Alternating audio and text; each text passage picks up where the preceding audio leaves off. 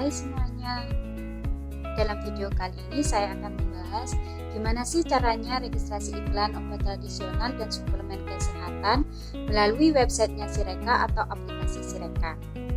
Nah, sebelum masuk ke pembahasan, izinkan saya memperkenalkan diri terlebih dahulu. Mungkin dari teman-teman yang menonton video ini belum kenal atau belum jumpa dengan saya. Perkenalkan, nama saya Hanifa. Riwayat pendidikan saya S1-nya di Universitas Anwar Medika. Untuk saat ini saya sedang profesi apoteker di Universitas Muhammadiyah Kudus.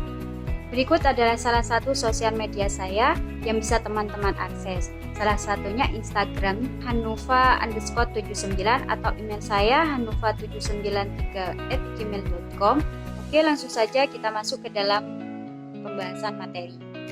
Apa sih definisi iklan itu? Menurut Pedoman Periklanan Obat Tradisional dan Suplemen Kesehatan 2014, iklan adalah setiap keterangan atau pernyataan mengenai suatu produk dalam bentuk gambar, tulisan, atau bentuk lain yang dilakukan dengan berbagai cara untuk pemasaran dan atau perdagangan produk tersebut. Nah, sedangkan menurut Etika Pariwara Indonesia tahun 2014, iklan sendiri yaitu suatu bentuk komunikasi tentang produk dan atau merek kepada halayak sasaran, agar mereka memberikan tanggapan yang sesuai dengan tujuan pengiklanan tersebut. Apa saja sih keuntungan pendaftaran iklan secara elektronik? Nah, di sini saya akan menyebutkan apa saja keuntungannya. Yang pertama, memudahkan kita dalam proses pendaftaran. Yang kedua, cakupan yang akan kita capai itu lebih luas. Dan yang ketiga, kerahasiaan produk kita atau iklan kita itu akan terjaga. Untuk pengajuan pendaftaran iklan melalui Sireka memiliki dua tahapan. Yang pertama, kita harus mendaftarkan akun perusahaan kita terlebih dahulu. Nah, setelah mendaftarkan akun perusahaan kita akan mendapatkan user login dan password. Setelah mendapatkan user login dan password, kita akan bisa mendaftarkan iklan yang akan kita ajukan. Untuk pendaftaran iklan nanti, kita akan mendapatkan dua kemungkinan, yaitu yang pertama, kita akan mendapatkan surat persetujuan apabila iklan kita disetujui oleh Badan POM. Kemungkinan yang kedua yaitu apabila iklan kita ditolak, kita akan mendapatkan surat penolakan oleh Badan POM. Bagaimana sih pendaftaran akun perusahaan sendiri? Yang pertama, kita akan melakukan pendaftaran. Nah, di pendaftaran nanti kita akan disuruh mengisi formulir registrasi pendaftaran secara online. Setelah mengisi formulir registrasi, nanti oleh Badan POM dilakukan verifikasi data. Setelah dilakukan verifikasi data, kita akan mendapatkan user ID dan password melalui email yang kita daftarkan. Apabila kita tidak mendapatkan user ID dan password, berarti pendaftaran kita ditolak. Pendaftaran kita ditolak, berarti kita harus mengulang dari awal lagi, yaitu mendaftarkan ulang akun perusahaan kita. Untuk pendaftaran pada aplikasi Sireka sendiri, terlebih dahulu nomor NPWP perusahaan kita harus sudah terdaftar dan disetujui oleh akun Asrot. Nah, di sini saya akan menjelaskan tata cara registrasi iklan melalui OSS RBA sampai ke Sireka. Yang pertama, kita terlebih dahulu login aplikasi atau websitenya OSS menggunakan ID akun OSS. Yang kedua, pilih menu PP Ungu lalu pilih permohonan baru. Selanjutnya, pilih nomor KBLI sesuai dengan produk yang akan didaftarkan.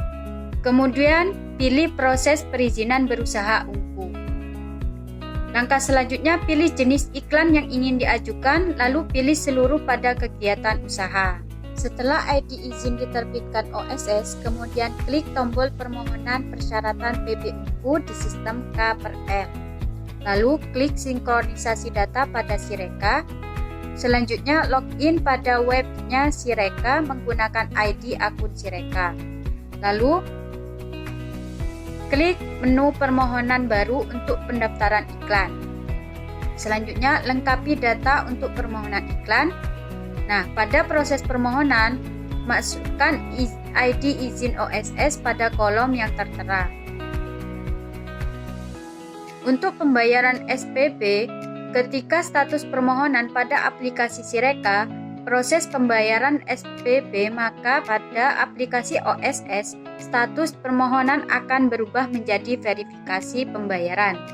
Ketika status permohonan pada aplikasi Sireka sudah dibayarkan, maka pada aplikasi OSS, status permohonan akan berubah menjadi validasi. Selanjutnya, proses evaluasi permohonan iklan. Setelah proses evaluasi permohonan iklan, kita akan mendapatkan SK persetujuan atau SK penolakan atau SK revisi iklan. Apabila permohonan disetujui, SK persetujuan bisa didownload melalui aplikasi OSS maupun Sireka. Apa saja sih ketentuan periklanan? Yang pertama, iklan tidak boleh menampilkan adegan, gambar, tanda, tulisan, kata-kata, suara, dan lainnya yang memberikan kesan tidak sopan. Contohnya, talent melakukan adegan berciuman. Yang kedua, talent wanita menggunakan pakaian kurang sopan atau bikini. Itu tidak diperbolehkan dalam iklan obat tradisional. Yang kedua, iklan tidak boleh mencantumkan klaim seperti aman, tidak berbahaya, tidak ada efek samping, bebas resiko, dan optimal. Kenapa tidak boleh mengatakan aman dan tidak berbahaya? Karena semua produk harus memenuhi persyaratan mutu, keamanan, dan khasiat. Kenapa tidak boleh mengatakan produk kita tidak ada efek samping atau bebas risiko? Karena tidak ada jaminan kalau obat kita itu tidak ada efek samping. Soalnya respon per individu itu berbeda. Kenapa kita tidak boleh mencantumkan kata optimal? Karena tidak ada produk yang berkhasiat optimal. Yang ketiga, iklan tidak boleh memberikan kesan umur panjang, awet muda, kecantikan, dan pencegah penuaan. Contoh iklannya seperti menjaga kulit tetap kencang, bebas, dan kerutan pada flek. Itu tidak boleh. Yang keempat, iklan tidak boleh mencantumkan klaim seperti alami. Kenapa? Karena produk mengalami suatu proses atau tidak terjadi dengan sendirinya. Yang diperbolehkan yaitu mengatakan dari bahan alam. Iklan juga tidak boleh mengatakan bebas bahan pengawet, pemanis, dan buatan, karena penggunaan bahan tersebut diperbolehkan. Dalam iklan hanya diperbolehkan menampilkan kemasan yang ada klaim tersebut. 5. Iklan tidak boleh mendorong penggunaan berlebihan dan penggunaan secara terus-menerus. Contoh iklannya seperti rutin minum produk X, terus minum produk X setiap hari bila perlu, itu tidak diperbolehkan. Yang keenam, iklan tidak boleh memberikan informasi bahwa penggunaan produk dapat menimbulkan energi, kebugaran, vitalitas, fit, prima, pertumbuhan, kecerdasan atau prestasi, stres, kemampuan seks atau keharmonisan rumah tangga, itu tidak diperbolehkan. Contoh iklannya seperti tangguh, kreatif, tetap fit dan bebas berkreatif sepanjang hari. Yang ketujuh, iklan tidak boleh mengklaim nikmat, lezat, dan enak. Contoh iklannya seperti nikmatnya produk A. Terus contohnya seperti multivitamin anak yang enak. Kenapa? Karena produk obat tradisional dan suplemen kesehatan bukan makanan dan minuman. Dan iklan tersebut terkesan sebagai minuman sehari-hari. Yang kedelapan, iklan tidak boleh menghubungkan dengan ibadah atau kegiatan keagamaan lainnya. Contohnya seperti puasa menjadi lancar dengan meminum produk Y, itu tidak diperbolehkan. Yang diperbolehkan apa? Seperti selamat menunaikan ibadah puasa. Yang kesembilan, iklan tidak boleh menyalahgunakan istilah ilmiah, statistik, dan grafik untuk menyesatkan masyarakat. Contohnya gambar jam, karena gambar jam sendiri memberikan kesan efek instan.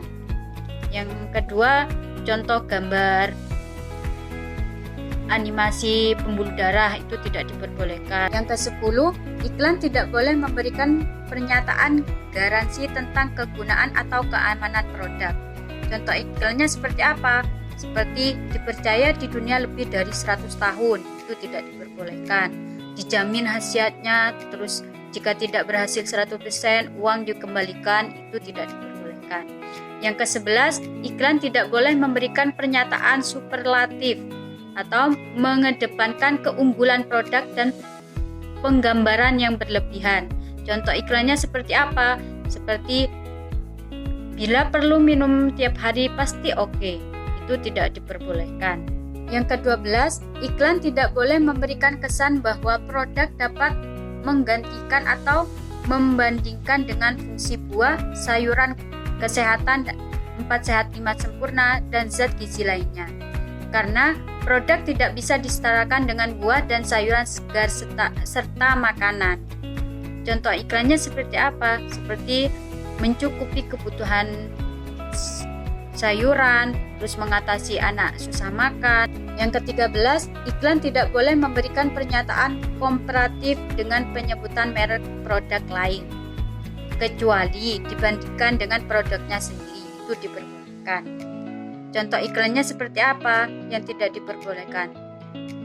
Contohnya seperti lebih lama khasiatnya, lebih ekonomis, lebih efektif daripada merek lain, itu tidak diperbolehkan. Yang ke-14, klaim seperti satu-satunya, nomor satu, terus terkenal atau top, dan klaim paling itu tidak diperbolehkan. Yang diperbolehkan seperti apa? Seperti penjualan produk A nomor satu di Indonesia, itu diperbolehkan. Kenapa tidak diperbolehkan klaim tadi? Karena jika dihubungkan dengan khasiat atau manfaat produk. Contohnya seperti paling berkhasiat, bermanfaat, dan khasiat paling top, itu tidak diperbolehkan. Yang ke-15, klaim tidak boleh menggunakan kata-kata menunjukkan efek instan atau cepat. Contohnya seperti kata-kata tokcer, caspleng, langsung sembuh, ampuh, mujarab, manjur, optimal, dan kata lain yang semakna, itu tidak diperbolehkan. Yang ke-16, iklan tidak boleh menawarkan hadiah terkait pembelian produk atau berupa penambahan kemasan dan hadiah lainnya. Contohnya seperti berpotensi membeli produk demi hadiah. 17, iklan tidak boleh mencantumkan logo, nama, inisial suatu institusi kesehatan, laboratorium, dan perkumpulan profesi kesehatan.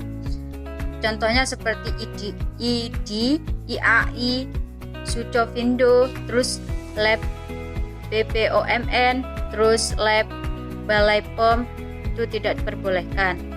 Kecuali logo halal, top brand, super brand, dan sejenisnya.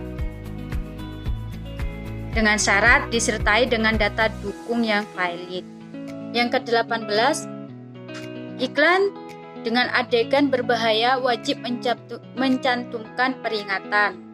Contoh iklannya seperti adegan berbahaya saat bermain motor cross atau jet ski, terus adegan melompat dari atas gedung ke gedung lainnya, itu harus mencantumkan kata-kata adegan hanya boleh dilakukan oleh orang yang terlatih, atau dengan kata adegan berbahaya, jangan ditiru. Yang ke-19, iklan tidak boleh memuat pernyataan anjuran atau rekomendasi produk dari tenaga kesehatan, tokoh agama, tokoh masyarakat, guru, instansi pemerintah, laboratorium, organisasi profesi kesehatan keagamaan lainnya. Yang ke-20, iklan tidak boleh dalam bentuk testimoni tentang khasiat, keamanan, dan mutu produk. Contohnya seperti pernyataan kesembuhan setelah mengkonsumsi produk, itu tidak diperbolehkan. Yang diperbolehkan apa? Seperti contoh iklannya, aku minum produk A, tapi perlu dilampirkan surat pernyataan bahwa talent menggunakan produk tersebut. Yang ke-21, iklan tidak boleh memakai narasi suara anak-anak serta menggambarkan bahwa anjuran dan keputusan penggunaan produk diambil oleh anak-anak. Seharusnya produk diberikan oleh orang dewasa. Contoh iklannya seperti apa? Contohnya seperti VO anak. Aku makin suka, Mama, aku mau produk X. Nah, di iklan tersebut kan dinyanyikan oleh anak-anak dan tidak menampilkan pendampingan orang tua. Itu tidak diperbolehkan.